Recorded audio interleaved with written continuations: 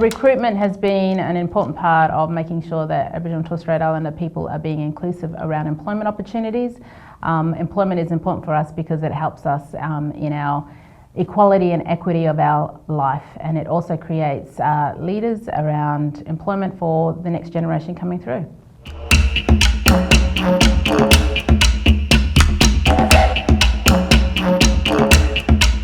I'm Kyra Galanty. I'm a Gubba woman from the Goldfields region of West Australia, Kalgoorlie, Coolgardie and Southern Cross. And my background has been in Indigenous employment for more than 10 years, working across Australia, supporting a lot of customers and clients across various industries of how to employ Aboriginal and Torres Strait Islander people and how to create a culturally safe environment for them to work in. My name is Rory Smeaton. I'm a proud Kurnow man from Gippsland, Victoria. I've had a bit of a different journey to some other recruiters. I started off with a school-based apprenticeship in high school and was just really keen to work and fell into youth work. And throughout my journey I've worked across TAFEs, government and private sectors, across vast different industries across my 15 years working. I've worked at one of Australia's largest hospitality and gaming providers, as well as some super funds, as well as state government. So I've had a really big journey, but they've all focused on recruitment and career development for Aboriginal and Torres Strait Islander people, throughout my journey.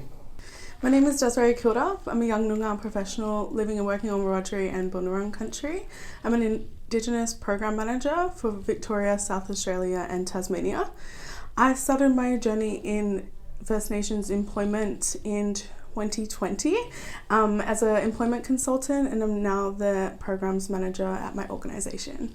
My name is Fallon Wanganeen. I am a proud Narungga man, so the Narungga peoples are of the beautiful Yorke Peninsula in South Australia. And yeah, I've had a career in banking, stretching and starting my career in South Australia actually, and spending a bit of time over there in regional parts as well as in Adelaide, working out of our kind of head office here in Melbourne, and 4 years later now, and that's been it.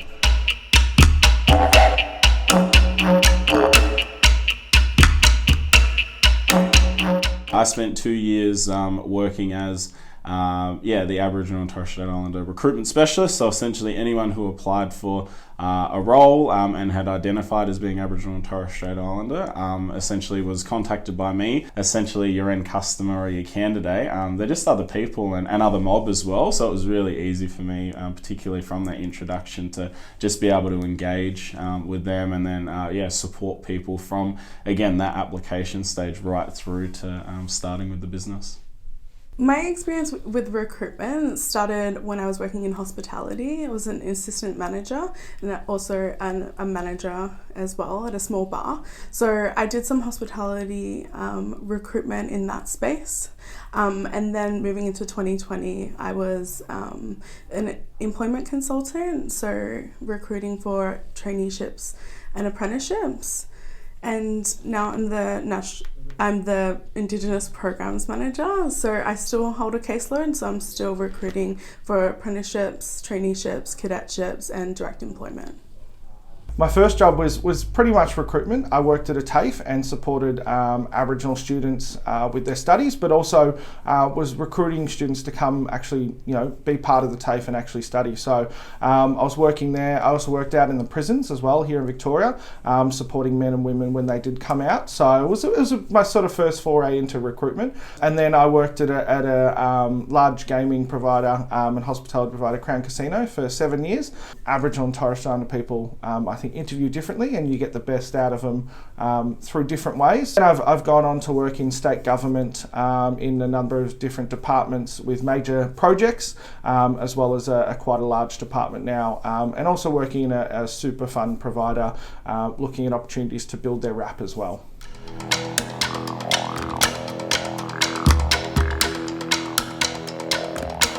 The benefits of employing Indigenous people would be that you have a diverse range of people in your business, but also because we have a lot of commitments around Indigenous engagement and participation, from employment to career to opportunities to engaging with Indigenous businesses.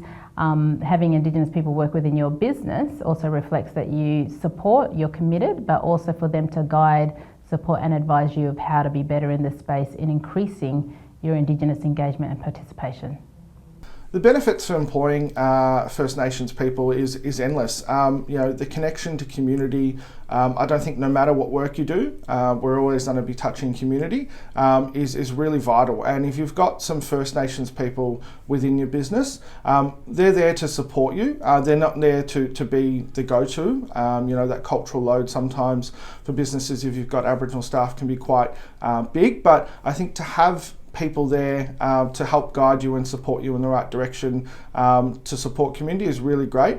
The ideas that I think First Nations people bring are sometimes outside the box, but they also help and support your direction of what you want to do as a business. And I just think the people that you hire sometimes are probably not the candidates that you think you're looking for, but when you hire them, they're everything and more. So the benefits are endless. It always doesn't work out, unfortunately. Some people have other things going on, but a lot of the time, if you do well with community, they'll do well with you. The opportunities there and options are endless, I think. So not only is it the right thing to do in terms of supporting First Nations people in Australia into employment, and as I mentioned, into meaningful employment, but you get such a diverse skill set as well from Aboriginal and Torres Strait Islander people that might not have the necessary industry technical experiences as well, but I think the behaviours and values that Aboriginal and Torres Strait Islander people have really underpin, and you'll see will align naturally to a lot of organisations' values and behaviours, whether that's in corporate Australia or small businesses out there. I think you'll just get that passion and work ethic and engagement for people to be able to give back to their employer, and particularly someone who is wanting to show faith in them is kind of getting that back twofold. I believe the benefit of employing First Nations people into roles is definitely the diversity and innovation that it can bring. Definitely if you've got different people from different backgrounds, it can bring a lot of different ideas as well as a different way of looking at things. I also believe that if your workforce represents Australia's demographic, it's definitely a really welcoming and inviting space for First Nations people and other employees of different backgrounds to be in.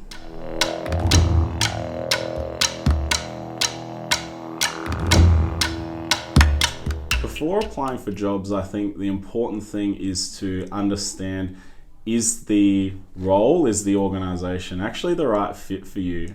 So I think most places now you can go onto their website and have a look and see what they're about, see who their customers are, see what their values and behaviours are, and really have a look to see if that culture fit is something that aligns to you, and not getting into the habit of just taking a job for the sake of taking it. And again, where people have an option and an opportunity, let's say they already are in employment, I think that's super important rather than just taking whatever falls your way. I also think understanding logistically where your role may be based as well. Fortunately now, a lot of things are done remotely, which is great, but for a lot of people you may still have to attend a workplace, and again, catching 2 buses and 3 trams to get there isn't always ideal, even if it is the perfect opportunity as well. So I think looking at, like I said, the fit and how you're actually going to be getting to work are super important. Before you start applying for jobs, I think it's really important to consider what you're interested in. It's never good to be in a role where you're not having fun or not exploring your passions. So it's really important to even envision yourself in a role that you might seek to find roles or vacancies for. So yeah, definitely plan out what you want and then go find that, because you'll find yourself in a much better position than if you're in a role that you don't enjoy. I think what you really have to consider is what do you want to do? I've had many candidates over the years through my recruitment process say, I just want to work. we get them a job and 3 weeks later they don't turn up because it's not what they want to do. So I think you hone in on some areas that you really have passion for, or some things you can see yourselves in. So speak to aunties and uncles, speak to some cousins or friends that, you know, work that they're doing, and actually go into a place and see what people are doing, and align that with some of your values or what you want to do. I think the best thing is to have a look at, you know, different workplaces that you've been before and gone, I can see myself there. So I think they're the best things you can really do to understand that. Do some research. You know, Google is a wealth of knowledge, understanding the business and aligning your values, and I think that's the best way to set yourself up to preparing to look, and then start doing searches within those job fields. So Seek have really good tools to understand, you know, some areas of different jobs you can put alerts on. LinkedIn is great. Facebook is always good. You know, people promote through Facebook, through different networks. So just do a bit of a casting of wide net for those areas, and you can really start finding some jobs within the space that you like.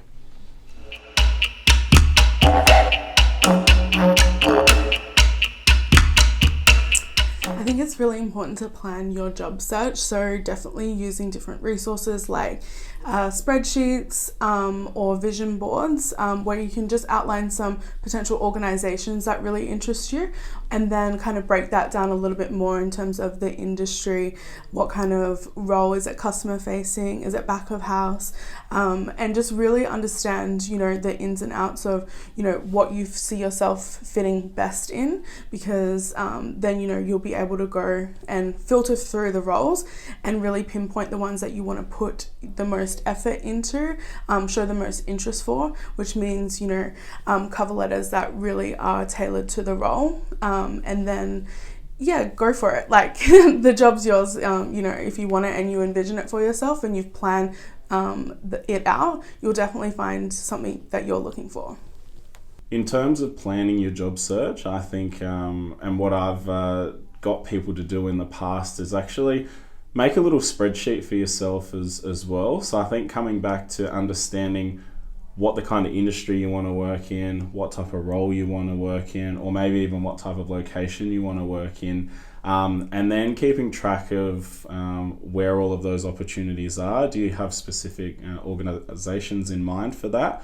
And understanding, when we get onto Seek, when we get onto LinkedIn, you're constantly seeing some of the similar roles. So I think it's super important to make sure that you're actually keeping track of where you have applied for in the past, as well. So we're not, you know, doubling up on anything, and it just makes it easier from a planning perspective to go, cool, here's who I've applied for, here's what part of the process I'm in, or here's where I've got a knockback from, or I haven't heard from, as well.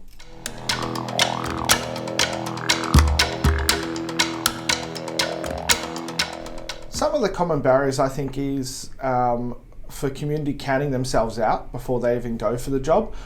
So, you know, position descriptions, you know, job ads can be very text heavy, can be very acronym heavy, and you go, I don't know what that is. I see a lot of community counting themselves out before they even go for the job. So getting, you know, for me, getting them to understand, you know, the job ad and speaking them through, I think is very, you know, one of the things to stop that barrier. I think community don't think highly of themselves as well. So, you know, we have a lot of shame, and we don't like promoting ourselves. There's very few people who like, you know, very putting themselves out there. But majority of community don't see themselves or where they are, their skill sets. So, you know, I think they're the common barriers of not seeing themselves in a role, because you know, sometimes, you know, the position descriptions are just, you know, gobbledygook, and sometimes it's not, you know, relatable. I think some barriers for First Nations job seekers, maybe during the interview process, being unsure about skills or personal attributes that they can bring to the role. You know, it's sometimes shame to talk about, you know, how good you are at something. So it's definitely important to sell yourself at and give a good impression at this point, so the employer's not unsure, you know, about your capability in the role. Knowing where the roles are, how to apply for the roles, making sure that you are not just looking at it as a role, maybe do some research to understand, is this where I want to go? Is it a career? Because a career is different to just being employed or having a job. And so the barriers that we face generally are around education, so that affects the literacy and numeracy levels, because a lot of the work that you do, you've got to be able to read and write. But keep in mind that our people have always, known how to do the jobs. It's been more theory and practical learning on the job. It doesn't mean that they don't know how to do the job. It just means the way that they learn is differently. And then also being able to support or have support while they're moving into the role, and making sure you have mentors or supervisors or people around them to support them to learn about their role, develop into those roles and be successful in those roles, and also have a training and development plan, so that you kind of see yourself moving as a career into further areas of the role. I think the common barriers, unfortunately, can be self-imposed. There can be lacking of confidence, not understanding structures, and again, these things all come back from a history of intergenerational trauma, systemic barriers and racism from, navigating employment as well. So I think helping to people build that confidence is a way of overcoming that. There are so many opportunities out there in 2022 and beyond for Aboriginal and Torres Strait Islander people. All organisations have a First Nations recruitment target or strategy. Most have a wrap now as well. So there's this oversaturated market of opportunities, but I think now it's just working with our communities to share those with people, and again, to help overcome some of those self-imposed barriers, so that we do belong in workplaces across the country.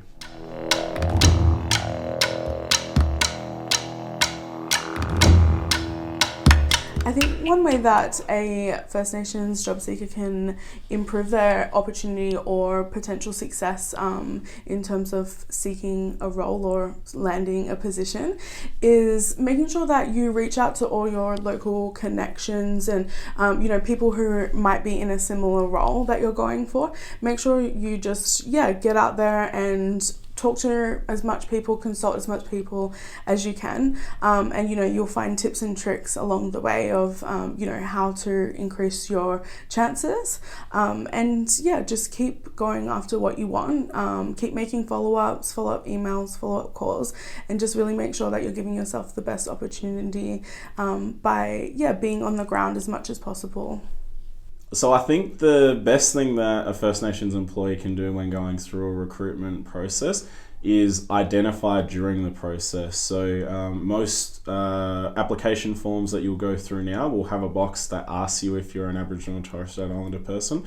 I know that mob can be hesitant to tick this box because you wonder, well, why do you need to know this information? But from an employment perspective, you're probably going to have a dedicated person or a dedicated team that will be able to reach out to you and support you during this process as well. So I think in terms of opportunity, make sure you're ticking that box, letting them know. And again, it's not a free ride, but it certainly means that you may speak to someone to help you navigate what that process might look like. So prepare yourself. It's always good to prepare yourself, and I know it's easier said than done because people get so anxious and nervous, and I know that I even do it myself. These real formal interviews can make you a bit anxious.